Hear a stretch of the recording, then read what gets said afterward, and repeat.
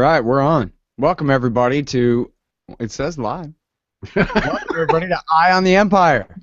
That's our show, Eye on the Empire. I'm your host, your co-host, Scott Horton, and your other host is him, Jeffrey Tucker. Say hi, Jeff. Yeah, hi Scott. It's great to see you. You know, I just love your voice. I love your persona, your intellect. It's always fun to connect with you like this. It's just always. Yeah, no, I love doing this show, man. I think it's a great thing. Hey, tell them what you do at the Foundation for Economic Education. Okay, I'm officially the director of digital development, which is the least sort of sexy title you've ever heard, but it's actually what I do. I build web properties. Yeah, and I'm the founder of Liberty.me.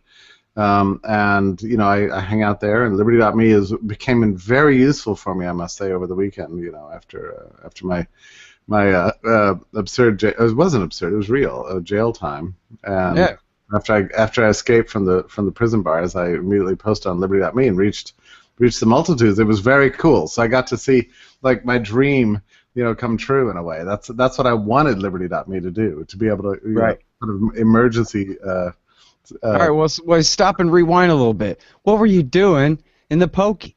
Yeah, so so yeah, it was pretty weird. So I'm in you know, it's a traffic thing, right? So I'm driving along in Georgia, and they have this move over rule where, I mean, apparently what's been going on is that, at least maybe it hasn't been going on, but people believe it has been going on. When cops stop on the side of the road with their blue lights. Mm-hmm. Apparently, some people are driving along and they're like, "Okay, this has always been my dream," and you know, they swerve over and hit them.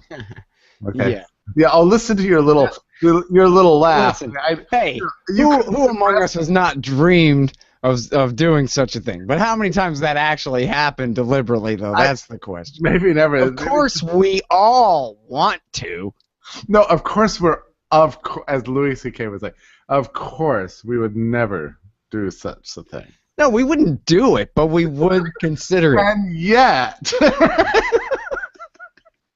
So anyway, this law is really important to these guys. Okay, so they passed this law like, okay, if we stop on the right-hand side of the road, mm-hmm. you better damn sure move over to the left-hand side, and that's it, right? So they set up I can't believe this. They set up a trap. They weren't even stopped for any reason other than to catch people who were failing. No, true story. Of course, yes. Right. Yeah. So I'm like, what do the guys stop for? I don't know what's going on. And so I kind of meandered around the road a little bit, you know. And so the guy drives up behind me. I'm thinking, geez, I must have been speeding. So he comes up and he says, I said, hello, officer, sir, your majesty, you know, a great man. Was I speeding? He said, no, we have a law here called the move over rule. It's to protect cops' lives. You know, it's really important that you not, like, you know, hit us with your cars. So, and you declined to move over, so that's a serious problem. And I'm not going to give you a warning. I'm going to give you a ticket. I'm just telling you right now, because this law is like hugely, massively important to cops. You know. So I said, well, you know, I'm all about it. You know, let's go. So I gave him my license, and he went to his car, and it took an inordinately amount of time. And then another cop car drove up. So he comes out and he yells at me. He says, "Get out of your car." So I got out, and he pointed at me. He said, "Is there any reason you believe that your license has been suspended in Alabama?" And I said, "Oh, you know, that can't." And then I remembered, like a couple months ago, I had a ticket. I was like a day late or something. But they gave me this form. It was like a reinstatement form. It said, you know, everything's fine kind of form, you know, with embossed from the court and everything. So I said, oh my God, I mean, this must be some sort of weird tangle, because actually, weirdly, I think I have that form in my car. And the guy said, I said, let me go get it. He said, no, you're not moving. Oh yeah, no officer safety from Jeff Tucker. Right. So immediately Can't have you reaching for papers, sir. Yeah. So I'm standing on the road, and he's like around me, you know, like, you know, and these guys are like, I don't know, they have like 5 layers of clothing or something. I don't know what the deal is, and they're armed. Kevlar. So, and the other one comes up. So I said, well, I think it's in the glove compartment. So he gets it, and they're looking at the papers, and the nice guy, good cop, bad cop, says, well, you know, this looks, I mean, look, it's got a seal from the court. It's like, you know, the Georgia court of whatever, yada yada. I mean, and at the top it said something like, reinstatement of possible suspended license. You know, this man is free to go. Mm-hmm. I should have been suspicious of this form. When they give you a form that says, everything's great, you don't know. And the guy said, look, I think we should let this guy go down the road. I mean, he's perfectly fine.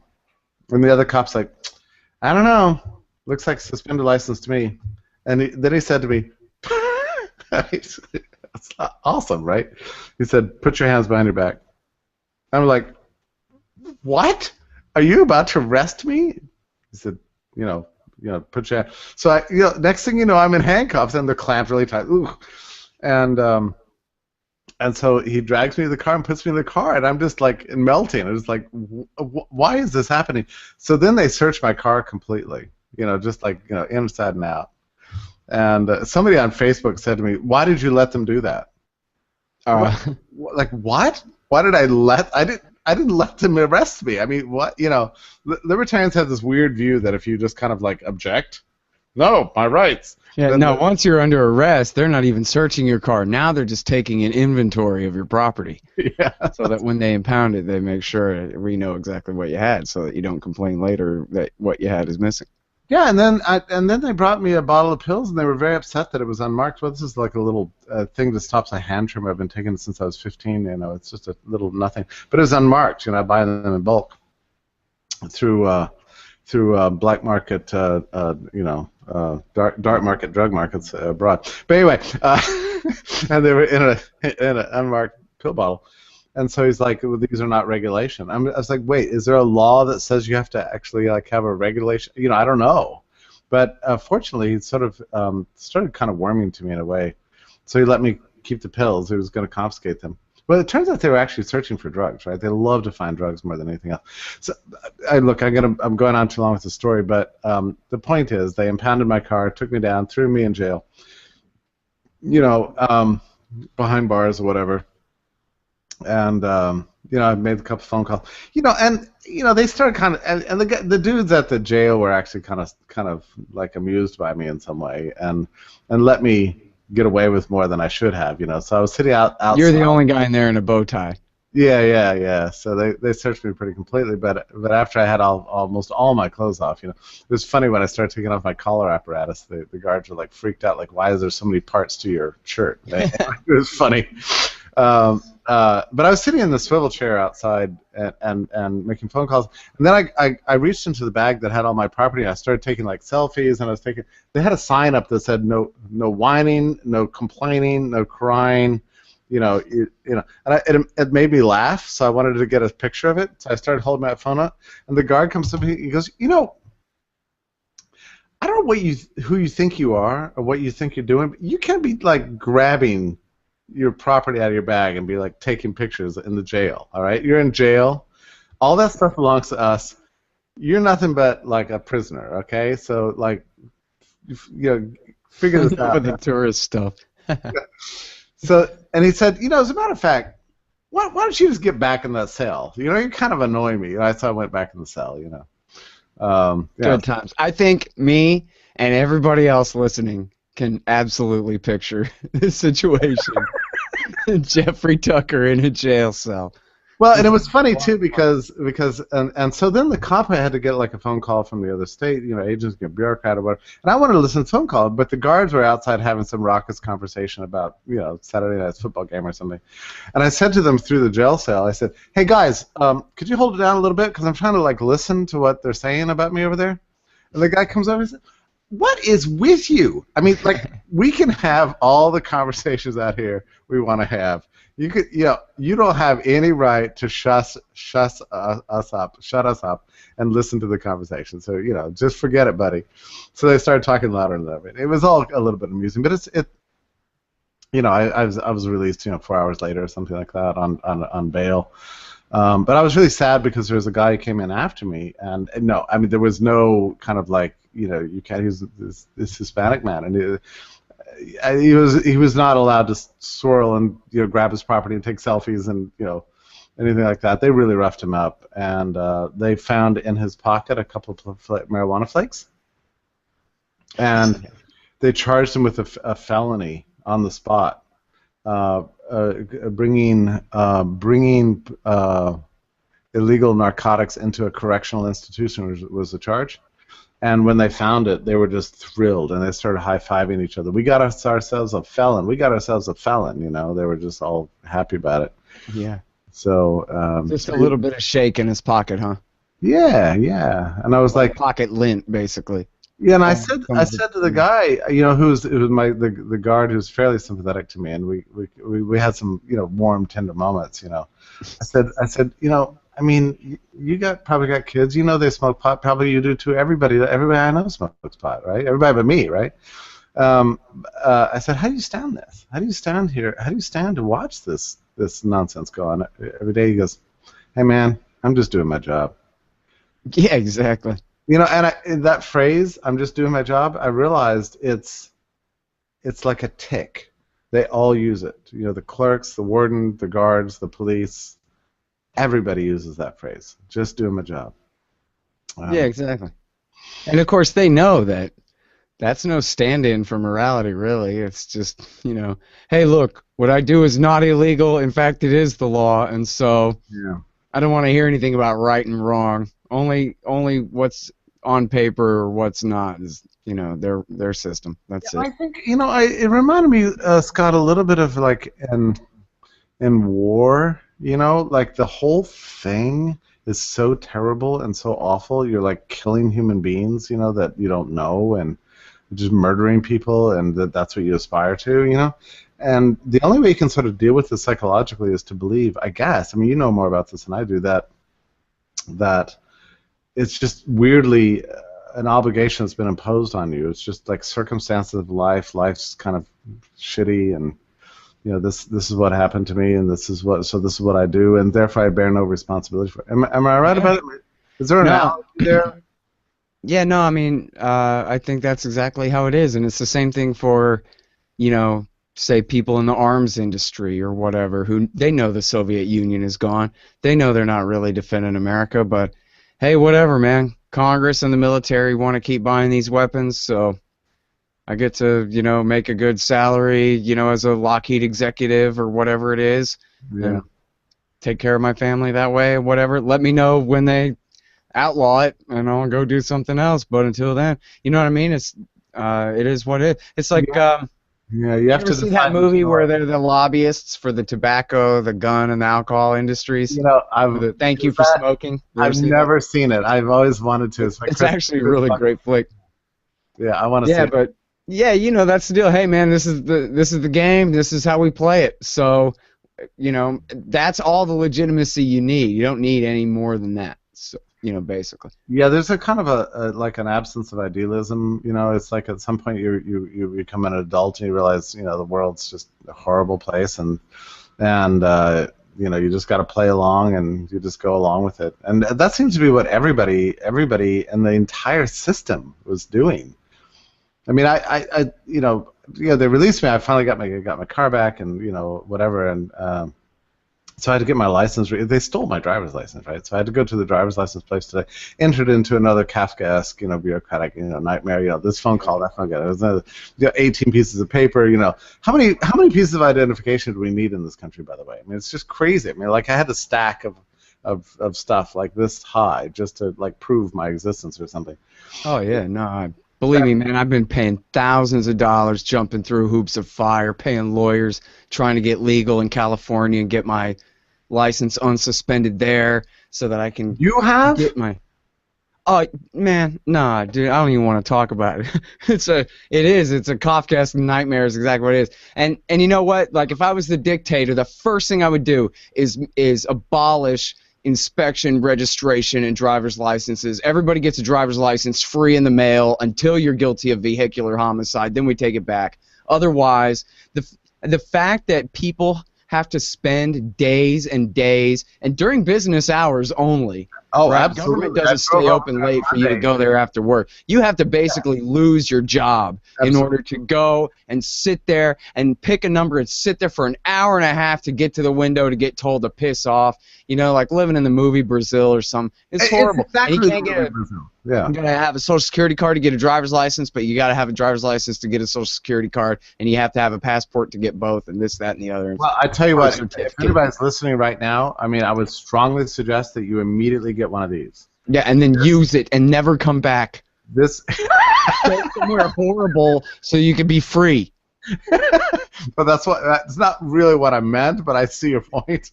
That's what I'm thinking. Oh yeah, I know. But my point was like my license was stolen for no good reason. I mean, when I called the lady today, I finally got. I mean, look, I don't want to go into it, all right? But it took 4 hours, right? The phone calls and whatever. I finally got a nice person on the phone. You have to be very nice to these people. She finally pulls up my record and she goes, "Oh yeah, I see you're suspended. Huh? You actually paid that ticket, didn't you?" I said, "Yeah." She goes, "Oh, let me fix that." And she goes, "Okay, you're fine." I said, Yep. "Do you know that I actually got arrested on Saturday because that little button that you pushed had not been pushed?" Yeah. Did you spend the night in there, or you got out that same day? Not that day, you know, and Oh, it was in the morning is when they got you, huh? yeah, and Scott, you know, look, the whole thing is, of course, it's, to be captured and caged and cuffed, is an emotional experience anyway, but one of the hardest things I can remember ever happening in my life was walking away from that jail cell and leaving that nice man behind, Yeah. Hey, maybe it's not too late for you to help find him a good lawyer or something, man, Just I don't even Little things like that mean a lot. And imagine seriously facing felony charges, maybe a decade or two away from your family, whatever, locked up because they found a little bit of, they claim, vegetable matter in your pocket. Some of that lint is obviously denim, but that little bit right there looks green to me. It was just so outrageous. What hypocrisy. And this poor man, and I don't know, before I left, I just, anyway, it was bad. It was bad. And I laughed, and the whole thing seemed like a clown show at some. And even now, I'm laughing about it at some level. But it's not funny. It's actually deeply, deeply evil and deeply immoral. Yeah. I had a buddy who became a Travis County sheriff, and they start you off at the jail. And he quit after, I think he lasted about 10 months, and then and his whole attitude was like he was one of these like a John Birch guy in a way. So he was very Bill of Rights because he basically worships George Washington, that kind of guy, like very like so pro Constitution that he absolutely takes every letter of the Bill of Rights as seriously as any ACLU lawyer, basically. That kind of attitude about the rule of law and that kind of thing. And he said, look, man, if good constitutionalist people don't join the police force, then it's going to be run by a bunch of thugs. So I'm going to go and do my part. And he quit in a matter of months. He was like, forget it. I had to get out of there. I mean, even people, we're just talking about the local holding cell, not even the county lockup, but just the local holding jail. And everybody's treated like they've been convicted of killing their mom or something, when, of course, everybody's just there on offenses and infractions and, violations and crap. Why do they put you behind bars? I mean, when I was sitting there behind bars, and it's a funny, I mean, they're like bars, right? I mean, yeah, and so you've got a filthy toilet there, with I don't know, like a sink or something. What's the sink for? I guess I don't really get that. I mean, is this like gross thing because you can't drink out of it? Was you supposed to brush your teeth? I mean, wash your face? I don't know. There's no towels. I mean, I don't know what the thing is for. But anyway, and there's a little tiny. I know it's terrible. But why am I there? I mean, it's like because I'm a danger, because I'm going to eat people and destroy them, or none of it. Government is force. It's a fake George Washington quote, but it's a good one.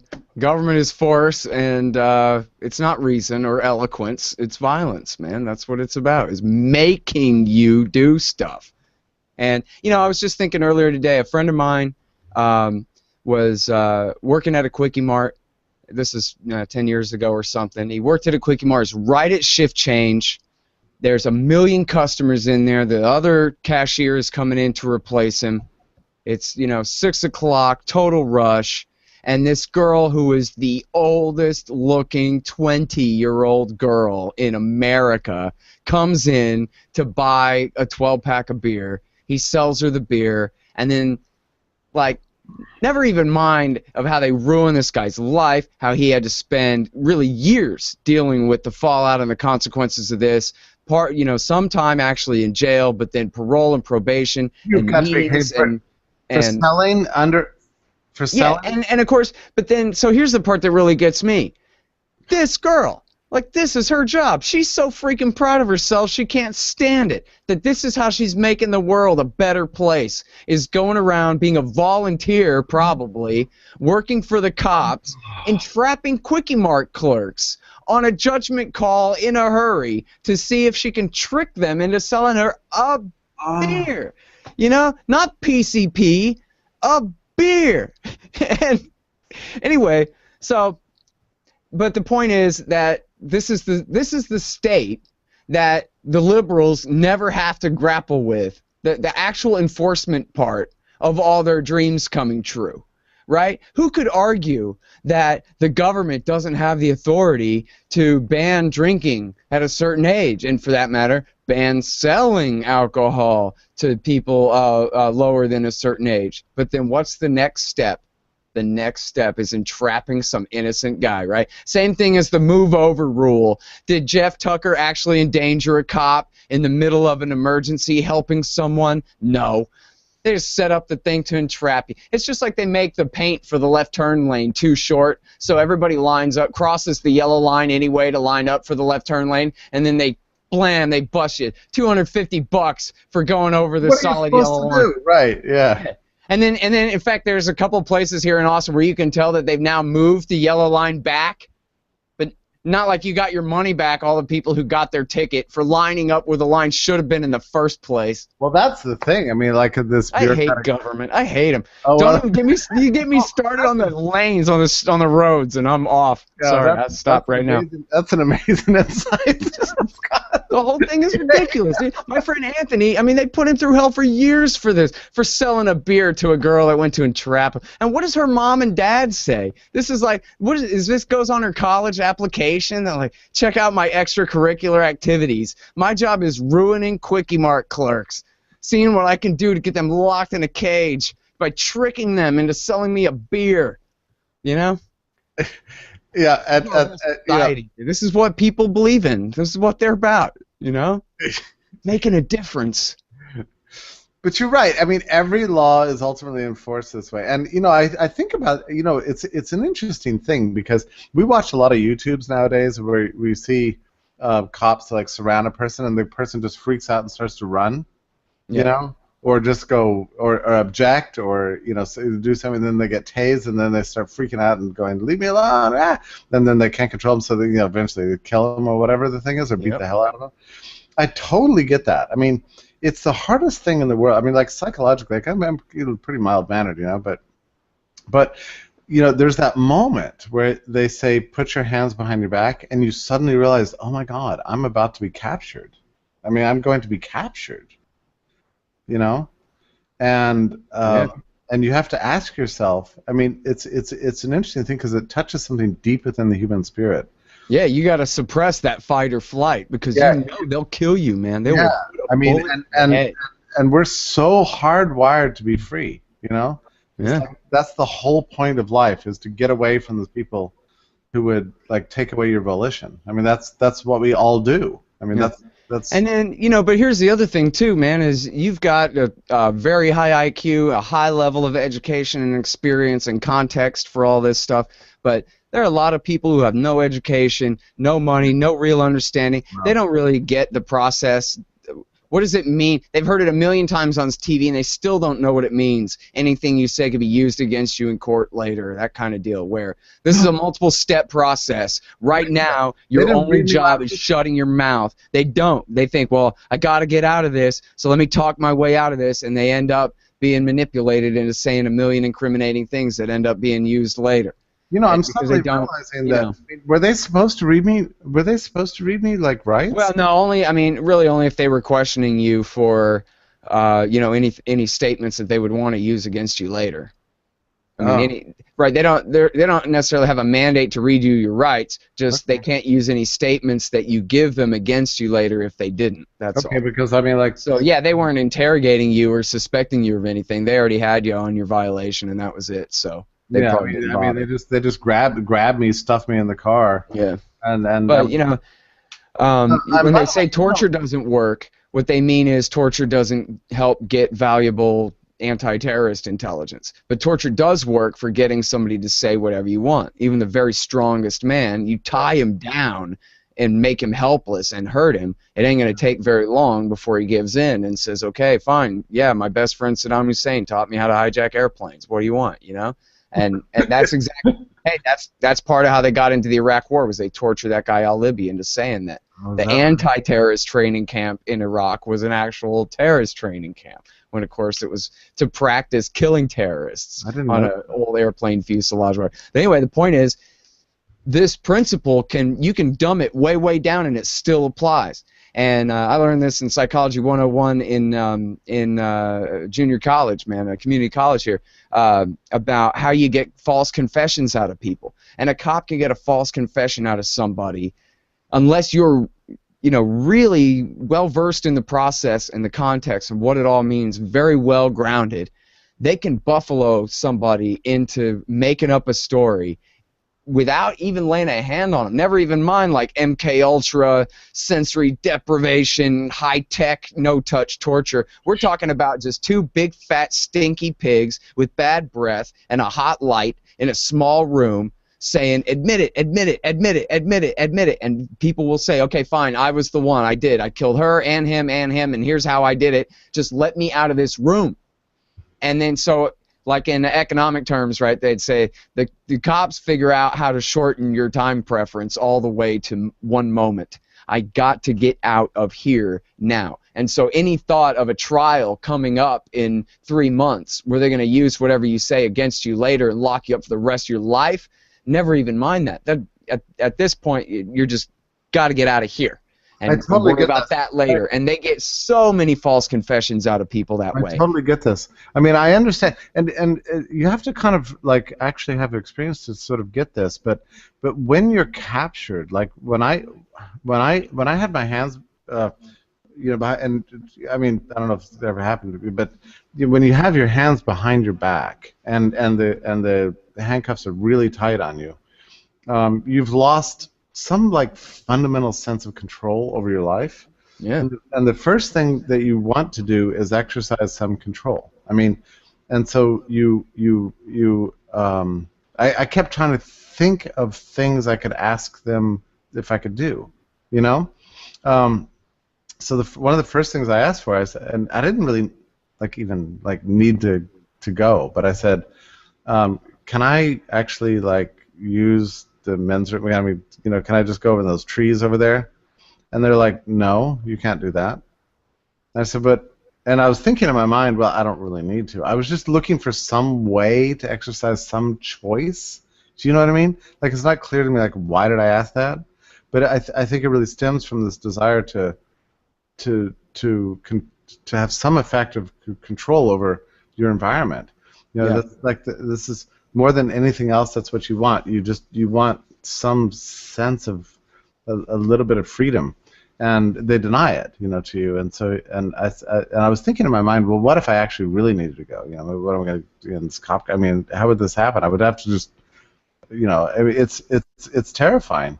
But I get this. I mean, when you're captured, you'll do anything to escape, like in that moment, you know.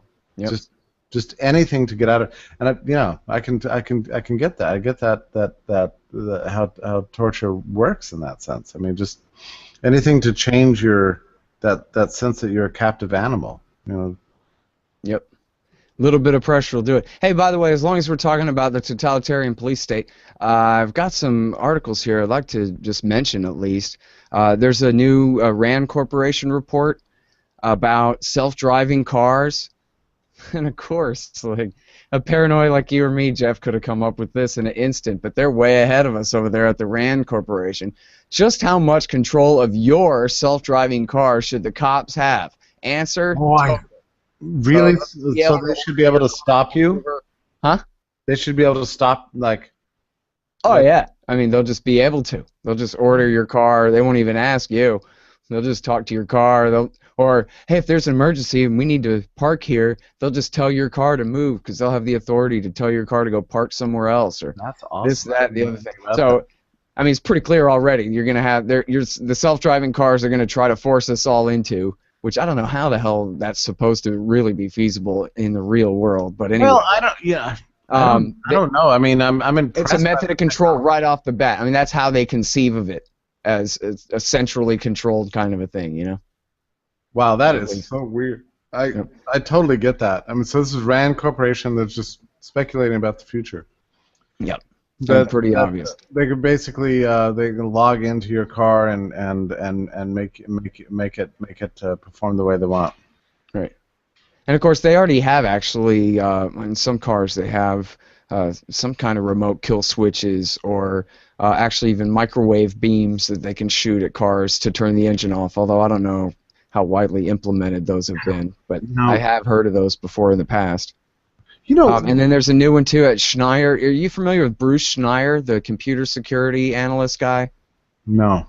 Very interesting guy, and he has a thing about your heartbeat as a biometric, right? So, you know, to put it in biblical terms, they don't need to put a mark on your forehead. It's just the scan of your iris, right? Or it's the scan of your fingerprints, or the mathematical equations generated by your walk, your gait. Oh, I saw that in or now even your heartbeat. So when Jeff Tucker's standing in line at the airport and the scanner goes out, there you have a unique heartbeat that, you know, I guess zoom in tight enough and it's unique to just you. They'll know who you are by the beat of your heart.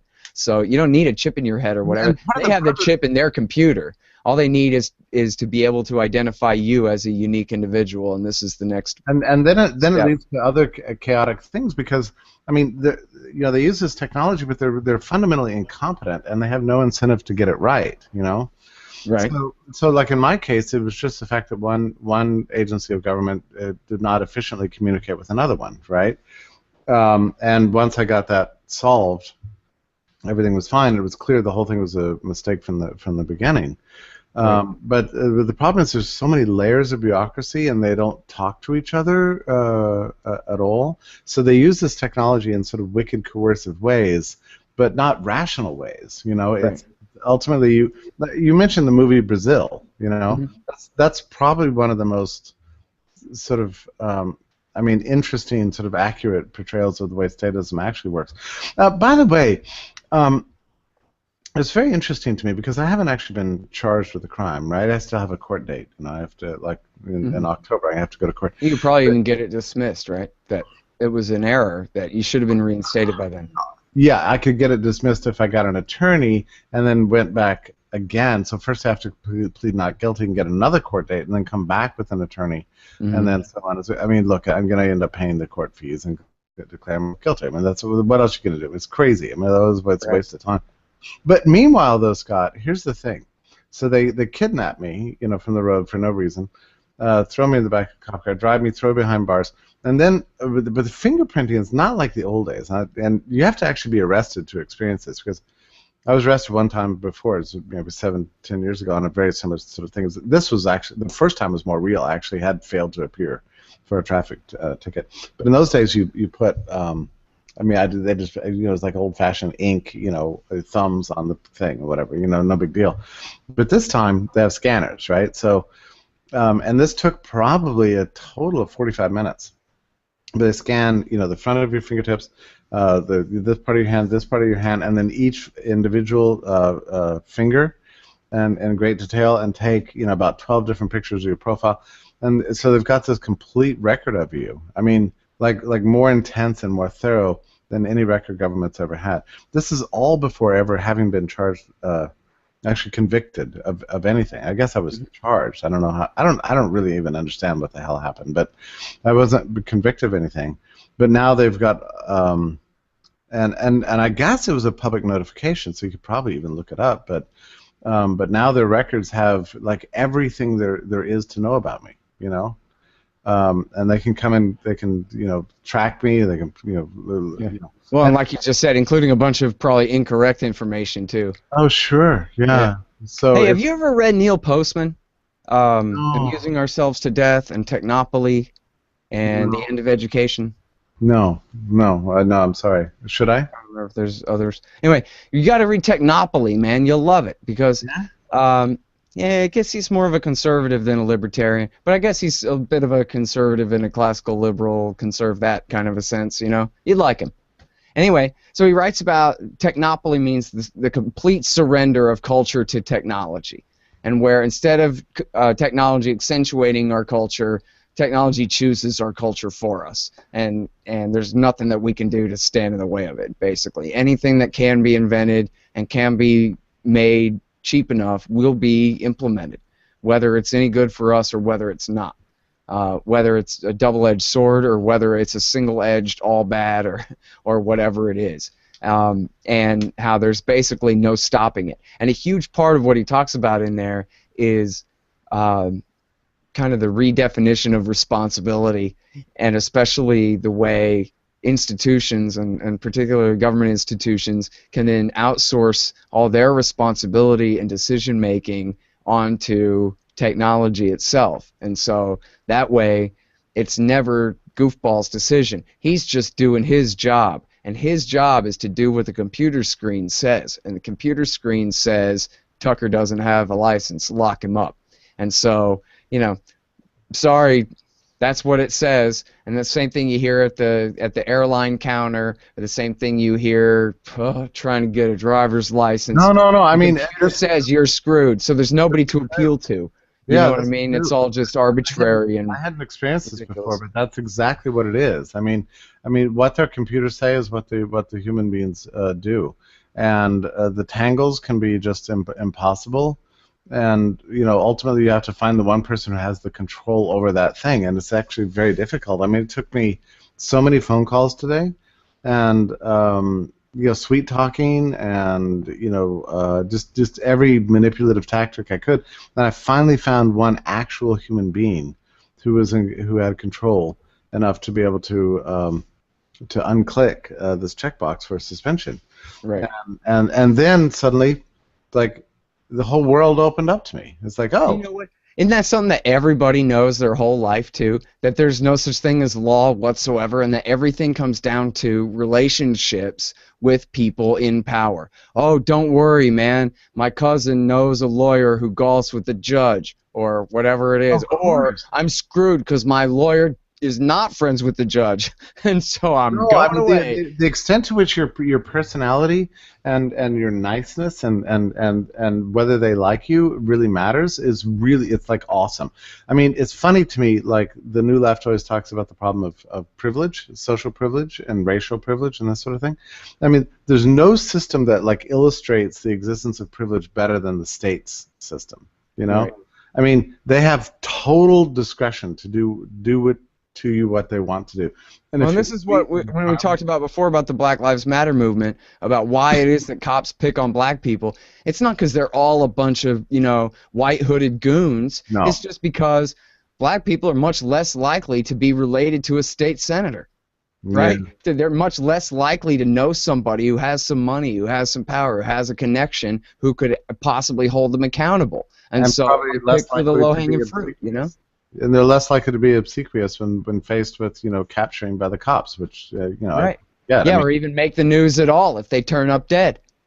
Yeah. No, that's what it's all about. It's really the disparities in social power and class-based power are never more revealed than when you're dealing with the state. I mean, it's awesome. I mean, even dealing today with the Department of Motor Vehicles, and you know, the endless phone calls and everything else. I tell you, I had to ramp up the charm and you know, like never before, and it was the only thing that saved me, really, in the end. Well, and you know, there are a lot of people who are not white and charming. You know, there are a lot of people who they're in a situation like that, they don't even get a chance to ask. Oh, let me test my boundaries in here, or this kind of thing. Well, this is what affected me in the jail cell, because I just had this overwhelming sense of, here's this nice man who'd never done anything wrong, and God knows that you said, I mean, what is the penalty for carrying narcotics into a correctional facility? I mean, yeah, who knows? I mean, and all that means is they didn't search him good enough, right? It's their fault if they claim he had a little bit left in his pocket or whatever. Well, and there was an interesting thing the cops said to him. I mean, I was it was very interesting. It's like, I don't know if you've ever had been faced with a natural disaster, but in your community, but there's always somebody who has it worse off than you. And it was like this for me in jail. It's like this guy's got it worse off than I do, and it helped divert my mind from my sad plight, But the officer in charge said, "Look, we found this marijuana on you. I asked you specifically before we came in here, do you have any narcotics on? Do you have any drugs? Anything you need to disclose?" And you said no. Okay, so I'm trying to picture this situation. Okay, so the guys, and they didn't ask this of me, so I don't understand what that's all about. But yeah, what was he under arrest for in the first place anyway? Oh, it was failure to appear. Failure to appear. It was a traffic violation. You know what? I don't know, man, if you can get a felony on somebody for having some crumbs of pot in their pocket. Well, they held him up in a bag, and I can tell you it was no more than like the fingernail, like this much, like a crumbs in his pocket. I mean, they held up the bag. Well, I guess. Oh, I see what you're saying. It's a felony because it doesn't matter the quantity if you bring it onto their premises or whatever. Right. Yeah. So I'm trying to think about where I just argue pocket lint, Your Honor. This is BS. That's not even real weed. It's just. I mean, I'm trying to imagine the situation like you're under arrest. You get out of the car and they're about to take you into the correctional facility, and the guy asks you, which they didn't ask me. I don't know why, but they asked him, "Did you have any narcotics on your person or whatever?" Actually, they probably did ask you on the side of the road, didn't they? When they searched your car, they didn't ask you if you had anything on you. God, I don't recall that if they did. I mean, yeah, I don't. Go ahead. No, I just don't. I don't remember. Maybe I didn't look like a.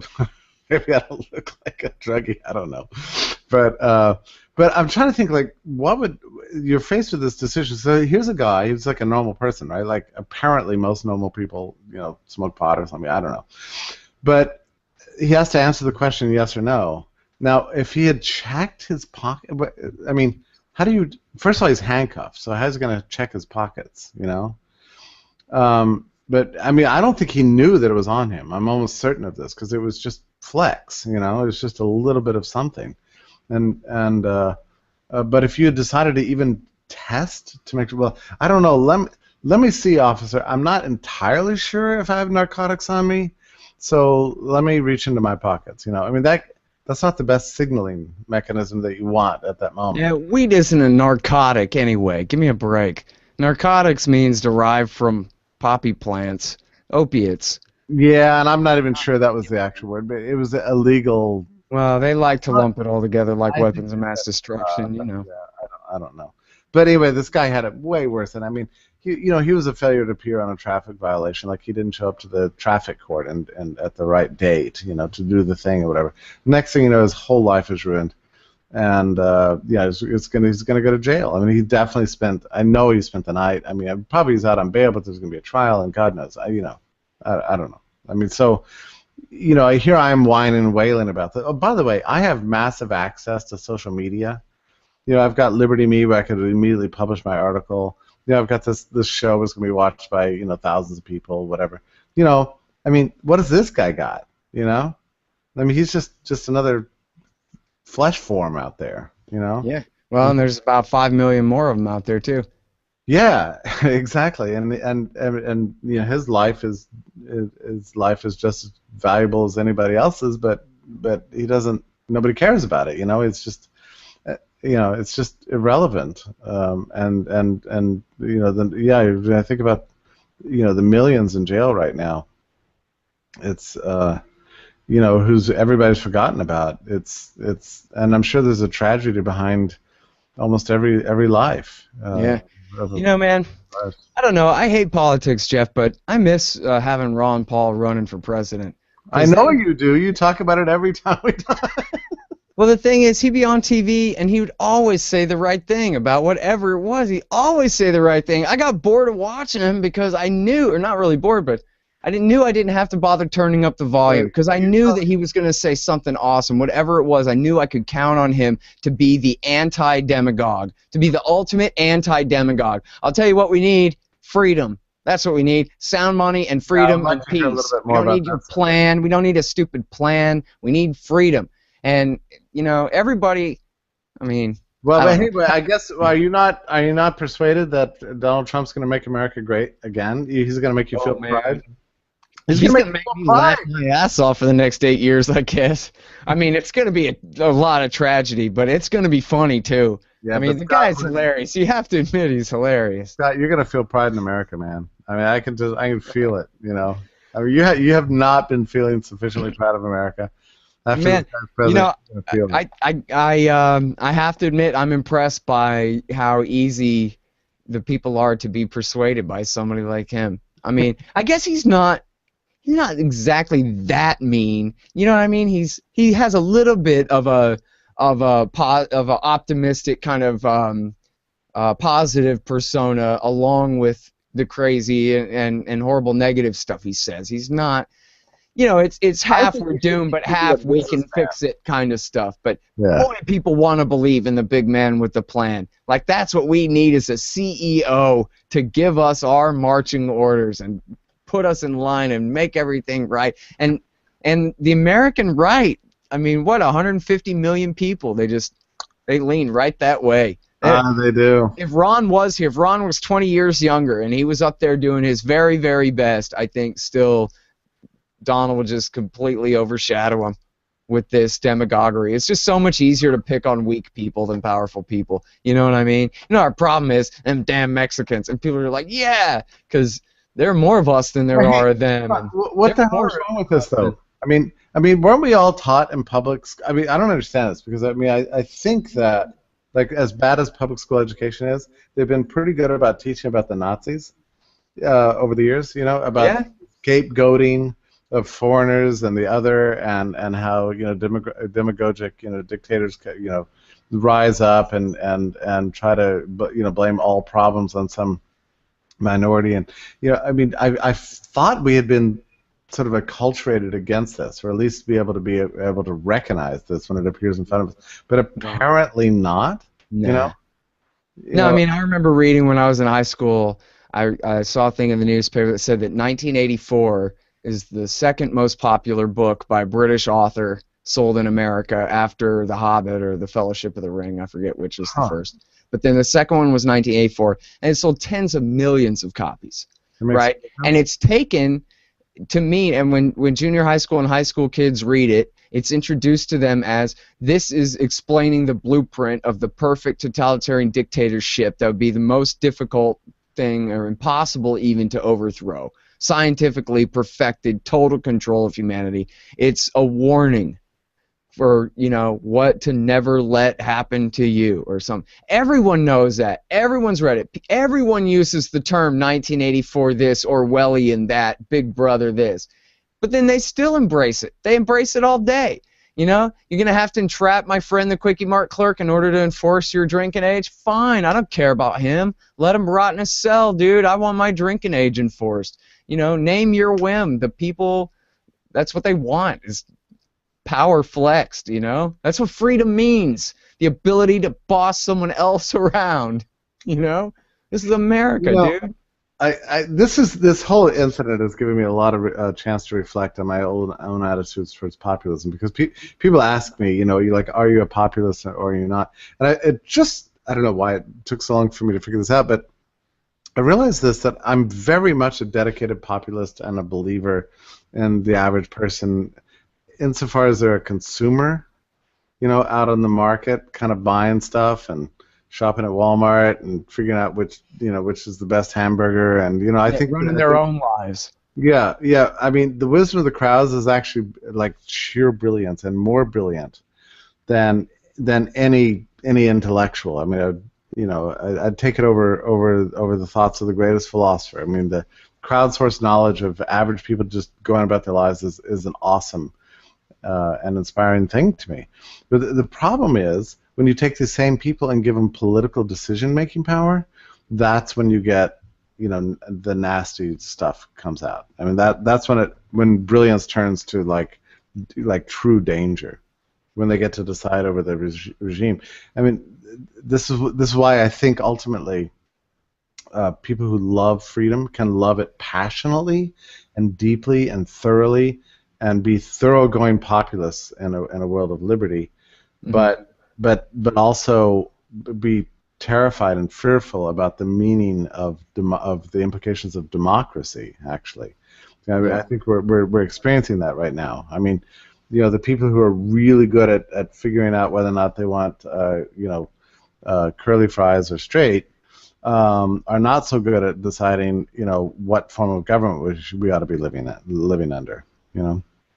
Yeah, and I mean, I think this is just like you've always said is, in fact, there's a meme of you that goes around Twitter from time to time that I see, the famous Jeff Tucker quote about how government splits us apart, divides us, and gives us something to fight about, where, we just think of each other as neighbors most of the time, but then when it comes to election time, John Basil Utley from the American Conservative has a very compelling argument about the danger of proportional representation. And people think, oh, that'd be a great solution, man. Then the libertarians, we'd have 10% of the House, and we'd never get it in winner-take-all districts and whatever. And then you could have some Green Party guys and some libertarians and maybe break up the right into its different factions and this and that kind of thing. But John Basil Utley warns that no democracy with proportional representation works, because what happens is without having, in our system where it's 51%, everybody has to build a coalition. They have to find ways to at least accommodate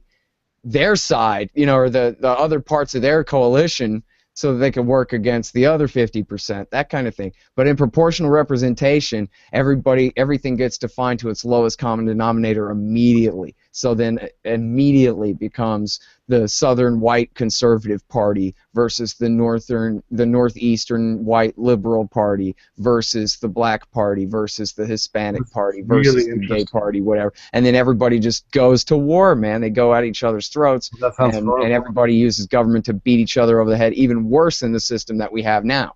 Whereas now, at least, like for the Democratic coalition, the labor unions and the gay rights people and the immigrant factions and the big businessmen and the people, they have to come to an accommodation inside their big tent and then go up against the other big tent. And then ultimately, if anybody wants to get anything done, they got to compromise a little at least, which is still horrible. I mean, it leaves us in a damn near fascist state, but it, like Bob Higgs says, it's a participatory fascism. Whereas, we could go to the real thing, like, what American fascism looks like to an Iraqi can happen here. You know what I mean? It gets too far out of hand. And that's the thing, like in your warnings about Donald Trump, where he's just so whim-based, so me-based. He could decide any old thing at any given time for any reason he might not even be able to articulate. No, and it's making me appreciate the virtues of the usual run-of-the-mill corruption, where politicians are owned, so they're somewhat curbed in their power. They have to make backroom deals and negotiations, and they can't just exercise their own volition. This guy's unowned. It's like the worst possible thing, as a politician that just acts on his own. There was a guy who hollered out white power at his rally the other day. Oh, really? In Alabama or Arkansas, something like that. Yeah. Yeah, boy, they're coming out of the woodwork now, man. Yeah, no, they're just and Donald Trump saying, look, why don't we hold the election today? My view is different. Why don't we cancel the election? I mean, why do we have to have this damn thing? I mean, like, it's so stupid. I mean, like, we're more or less figuring out ways around the government. We've got good technology. I mean, even my navigation apps, Waze is telling me where the cops are on the road and everything. I mean, we've got a lot of cool things happening these days. If we could just, like, forget this election, just forget it. I mean, I'm very optimistic about the future. The one thing I didn't fully account for was the possibility that we would get like a demagogue, on his level, coming in to recreate a kind of a interwar situation in Germany or Italy or Spain. I mean, it's appalling. I mean, there can't be any good results from this. Yeah, no, it's pretty ugly. And it's kind of tragic in a way too, the fact that you have your establishment, Hillary and Jeb, who are both just a nightmare, the kiss of death, the end of the republic, everything wrong, everything that we hope to avoid, that conservative Democrat Hillary, that liberal Republican Jeb, the middle of the road, so-called moderate extremists, these lunatics, But then they have their challengers. They're populist challengers, Trump and Bernie Sanders, and these guys are worse. They're do you agree with that? worse. I actually, Scott, what you just said, I actually agree with, and I'm a little bit amazed. Like we all try to be intellectually adaptable, but I actually agree with you that Sanders and Trump are actually worse than Hillary and Jeb. And see, Sanders is not a mean son of a bitch like Jeb Bush is, which he is. Jeb Bush, I don't know if you saw the one yesterday where he gets all testy and Oh, really? Yeah, he acts like Rand Paul, lashing out, snapping at the reporter ladies asking him questions. He just seems really shallow and Oh, that's interesting. I've not seen him in that. He always seemed.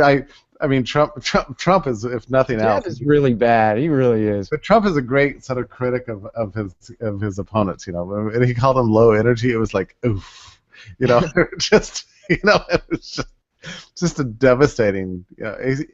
No, Sanders though I got a tweet today. No, Sanders is all right. I met him. He really means well, and he's an honest guy, and he really cares about us, and he really doesn't want for things to be so bad, and this and that. And basically, the guys sound like an Obama bot, more or less. And now I don't think anybody other than this guy really believes that about Sanders. I mean, he's pretty much a pretty run-of-the-mill Democratic senator, if you ask me, for a so-called independent. He adds a little bit of element of nativism to it also, which is weird. Yeah, and although it's not quite as demagogic as Trump, or it's not as overtly negative as Trump, but it's actually just as flawed and maybe as dangerous or even more dangerous at the end of the day, because what this guy's promising in terms of the ultimate expansion of the welfare and regulatory state is just going to put us faster, out of business as fast as going to war with Russia or something. I mean, this is just,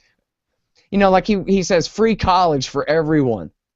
Oh, that's great. Why am I going to work tomorrow? You're going to pay for me to go get a PhD right now at 39? Why is anybody going to go to work tomorrow if the government's going to pay us all to go to college for the rest of our lives? I don't think we should do that. I think what we should do is give free PhDs to everybody. Yeah, I'll take a free PhD. I'll go get two. Or whatever. No, I mean, everybody. What was your thing? His policy is La La Land stuff, right? It's a promise for each and every faction a pot of gold or whatever. Clearly unsustainable. I mean, he may be the most libertarian guy running, which is a hell of a thing to say about a guy who calls himself a socialist. Maybe Lincoln Chafee, I guess, might be the most libertarian.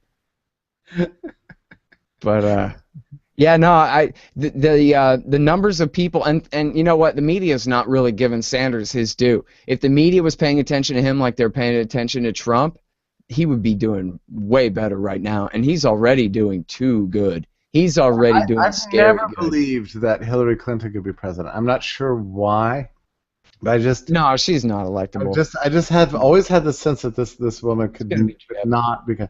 My money's still on Jeb. I guess Trump could beat him. Maybe Trump could beat him. He's the wild card. I always said it's going to be Jeb unless he calls someone the N-word in front of an open microphone or something like that. But maybe Trump is that wild card. Trump is that N-word in front of the open microphone. We got to hope for that. There is no all things being equal when Donald Trump is running for president. Although given his supporters, if that happens, they're going to double down. They're going to be like, oh, that just proves that he's politically incorrect, and therefore my guy. Yeah, right. Oh, that Jeb, he's okay after all. I thought he was a little wishy-washy, but I heard him call somebody a wetback. Now I know we can be proud, He's a real conservative. Anyway. Proud to be an American. Yeah, dude. What's funny about this is actually this is the only way that Hillary could possibly win, because she is just so horrible. I mean, I think she's absolutely unelectable. But the Republicans are just devils, man. And I think the re-election of Barack Obama proves that Americans are not over how much they hate the Republicans yet. You know what I mean? There are a few people who still loved Obama, but basically everybody who believed in Obama was over it by 2012. But he still handily beat the Republicans because they refused to repudiate the Bush years. Yeah. They say, no, we're at least that bad. Watch us. We'll be worse next time. Yeah. And people are just like, no, dude, we hate you. And we'll even reelect Obama rather than let it be you guys again. And so, I think Jeb or Trump or whoever, well, maybe not Trump so much. I mean, Trump has a great line on Iraq, and it's not even a lie. He was good on Iraq back then. Yeah. He says, I warned you, you destabilize the whole region, all this. So, I mean, he actually says we should occupy the place forever and steal all their oil now. That's so right. I'm not saying he's... And you heard his comments about the Iran thing, right? He's got more of an extreme view on the Iran thing than any of the other candidates. I mean, he thinks that... I mean, did you hear this? Well, I don't know. I mean, Walker, I think, said he might bomb them on the first day. He would absolutely tear up the deal on the first day. Trump said he wouldn't tear up the deal, but he would police the hell out of it. Extreme. So, but I mean, like Trump was warning that, he said that Israel ought to, fear for its very existence in light of this agreement and so on, Which actually, I must say, it made me appreciate Obama, more and just this courage behind. I'm sorry, I almost regret having said what I just said. But anyway, behind the Cuba deal and the Iran deal, I mean, given everybody else, Obama's actually on the margin, and I know it's a appalling thing to say, slightly more peaceful, in these relationships. Hey, listen, it is past our time, man. Yeah, I'd love to be with you, but we probably ought to cut it off. Well, I'm glad you're out of jail, Jeff. Hey, thanks. Yeah, can I show you my driver's license? I'm like a 16-year-old.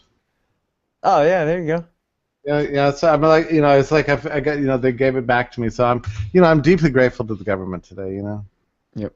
Hey, thanks everybody for tuning in and watching our show. We appreciate it.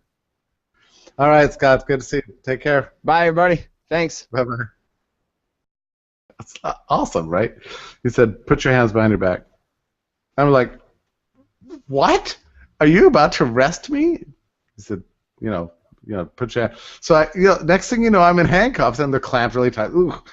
And so he drags me to the car and puts me in the car, and I'm just melting. It's like, why is this happening? So then they search my car completely, just inside and out. And somebody on Facebook said to me, "Why did you let them do that?" What? Why did I didn't let them arrest me. I mean, what? Libertarians have this weird view that if you just kind of object, no, my rights. Yeah, no, once you're under arrest, they're not even searching your car. Now they're just taking an inventory of your property. Yeah. So that when they impound it, they make sure we know exactly what you had so that you don't complain later that what you had is missing. Yeah, and then they brought me a bottle of pills, and they were very upset that it was unmarked. Well, this is like a little thing that stops a hand trimmer. I've been taking it since I was 15. It's just a little nothing, but it was unmarked. I buy them in bulk through black market, dark market drug markets abroad. But anyway, and they were in an unmarked pill bottle. And so he's like, well, "These are not regulation." I was like, "Wait, is there with embossed from the court and everything?" So I said, "Oh my God, I mean, this must be some sort of weird tangle because actually, weirdly, I think I have that form in my car."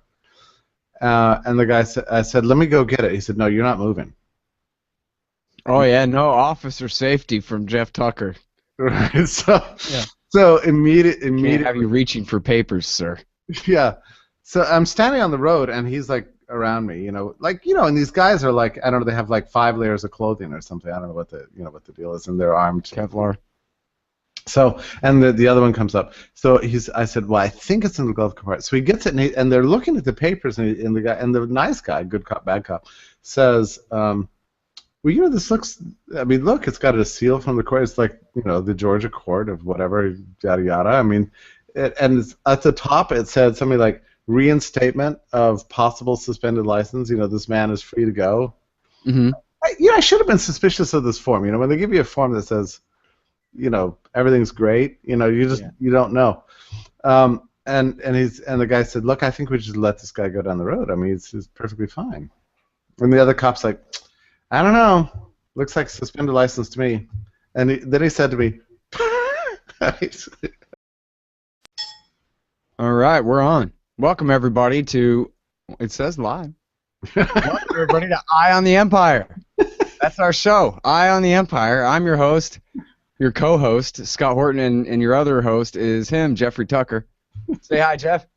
Yeah, hi Scott. It's great to see you. I just love your voice. I love your persona, your intellect. It's always fun to connect with you like this. It's just always. Yeah, no, I love doing this show, man. I think it's a great thing. Hey, tell them what you do at the Foundation for Economic Education. Okay, I'm officially the director of digital development, which is the sort of the least sort of sexy title you've ever heard, but it's actually what I do. I build web properties. Oh, there you go. Yeah, yeah, and I'm the founder of Liberty.me. And I hang out there, and Liberty.me became very useful for me, I must say, over the weekend. After my absurd it wasn't absurd, it was real jail time, and Yeah. after I escaped from the prison bars, I immediately posted on Liberty.me and reached the multitudes. It was very cool. So I got to see like my dream, come true in a way. That's what I wanted Liberty.me to do, to be able to Right. sort of emergency. All right, well, stop and rewind a little bit. What were you doing in the pokey? Yeah. So they. So yeah, it was pretty weird. So I'm in. It's a traffic thing, right? So I'm driving along in Georgia, and they have this move over rule where, I mean, apparently what's been going on is that, at least maybe it hasn't been going on, but people believe it has been going on. When cops stop on the side of the road with their blue lights, apparently some people are driving along and they're like, okay, this has always been my dream, and they swerve over and hit them. Okay. Yeah.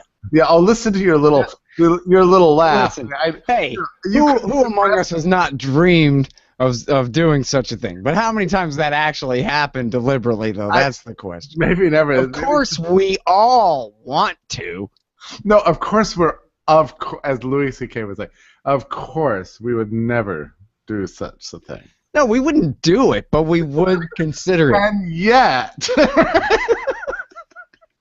So anyway, this law is really important to these guys. Okay, so they passed this law like, okay, if we stop on the right-hand side of the road, you better damn sure move over to the left-hand side, and that's it, right? So they set up I can't believe this. They set up a trap. They weren't even stopped for any reason other than to catch people who were failing. No, true story. Of course, yes. Right. Yeah. So I'm like, what do the guys stop for? I don't know what's going on. So I kind of meandered around the road a little bit, And so the guy drives up behind me. I'm thinking, geez, I must have been speeding. So he comes up and he says, I said, hello, officer, sir, your majesty, a great man. Was I speeding? He said, no, we have a law here called the move over rule. It's to protect cops' lives. It's really important that you not hit us with your cars. So and you declined to move over, so that's a serious problem. And I'm not going to give you a warning. I'm going to give you a ticket. I'm just telling you right now because this law is like hugely, massively important to cops. So I said, well, I'm all about it. Let's go. So I gave him my license, and he went to his car, and it took an inordinately amount of time. And then another cop car drove up.